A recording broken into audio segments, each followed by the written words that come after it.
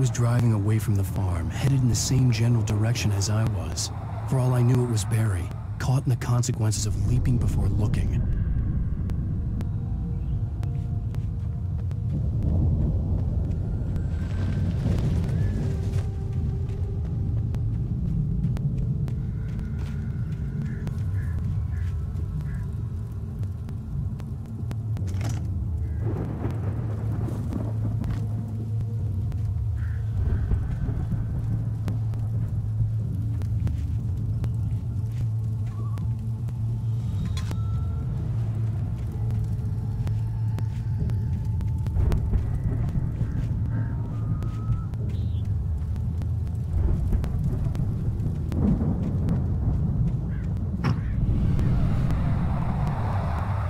The car was heading for the cabin up ahead. It wasn't far. If it was Barry, I would see the damage soon.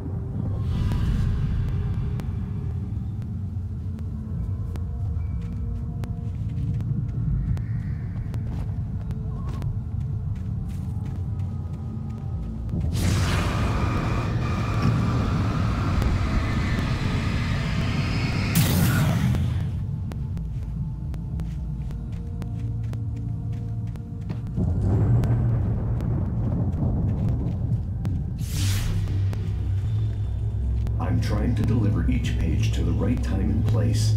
I'm trying to show you how the story goes. I had seen glimpses of the light before. I had seen it. The dark presence followed the choreography laid out to it in the manuscript, growing stronger and stronger, moving like a storm from one scene of destruction to the next. But it was still bound to follow the story and chained to the dark place it came from. When the story reached the end it longed for, it would finally be free. In my dream, it was a strange spaceman or a diver in a bulky suit. He was the one who'd been placing the pages on my path.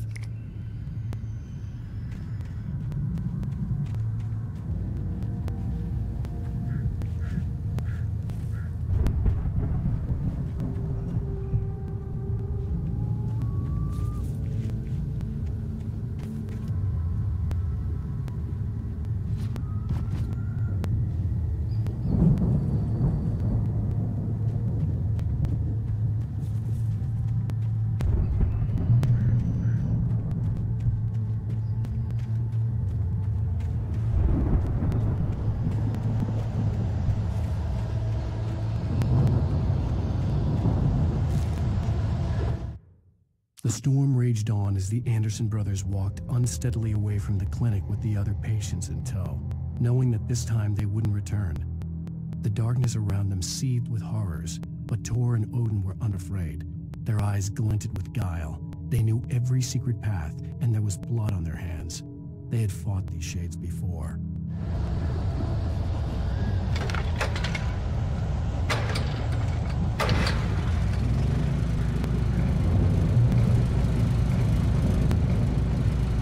Someone had left a gun behind.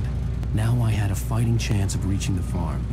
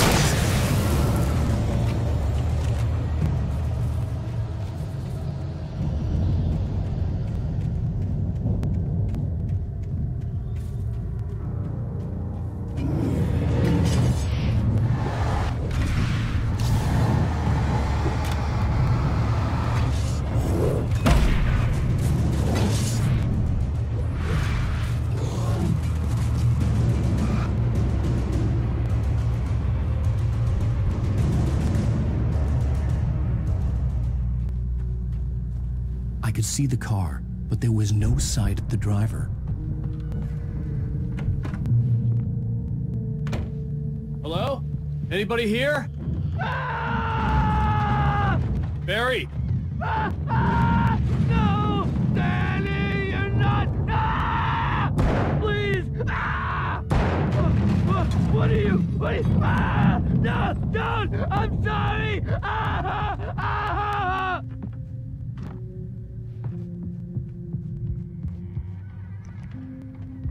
The front door was locked.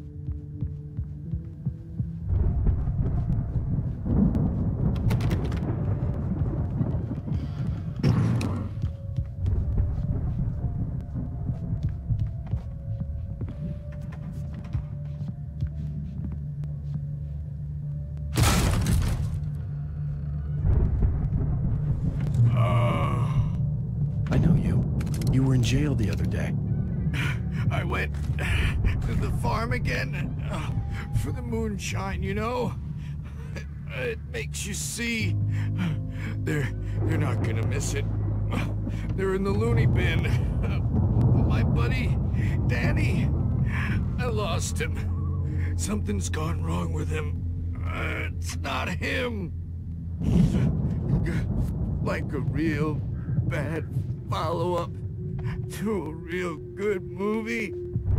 We're the best friends. I've run through every possible course in my head. If I continue like the Dark Presence wants me to, the story I'm writing won't save Alice. It's a horror story, and it's going to kill her, and me, and everybody in this town. No one will survive.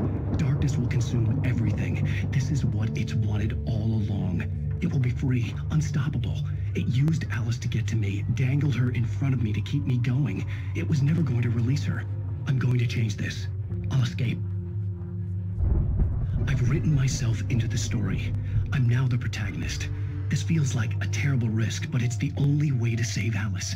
I'll be bound by the events of the story just as much as anyone else who's been woven into it. The story must stay true for this to work. There have to be victims along the way, near escapes, cliffhangers.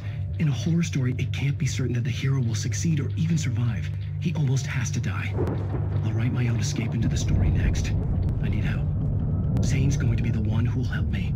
I'll make it happen.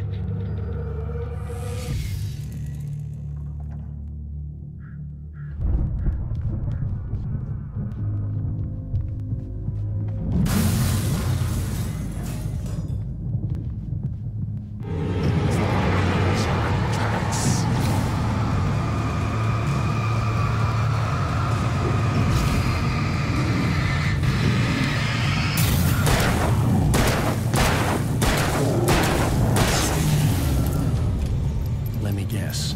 Danny, huh?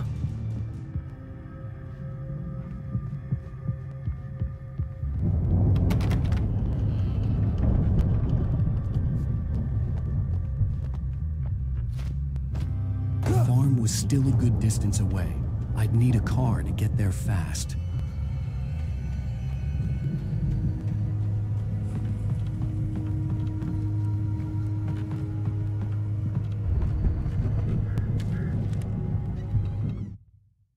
For a moment, Hartman considered strangling the idiot. Mott was mean-spirited, but easily manipulated, an emotional infant who lived for his approval. Wake, by contrast, was a far more difficult subject. Mott had given him too much leash. In 2 days, who knew what could happen? Hartman would have to find a way to rein him in, and quickly.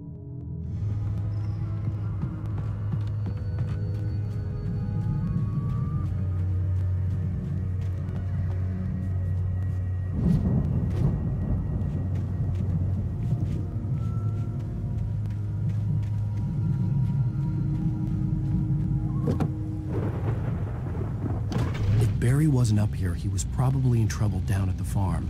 For a moment, I felt bad for doubting him. After all, I'd made it this far myself. But Barry was Barry.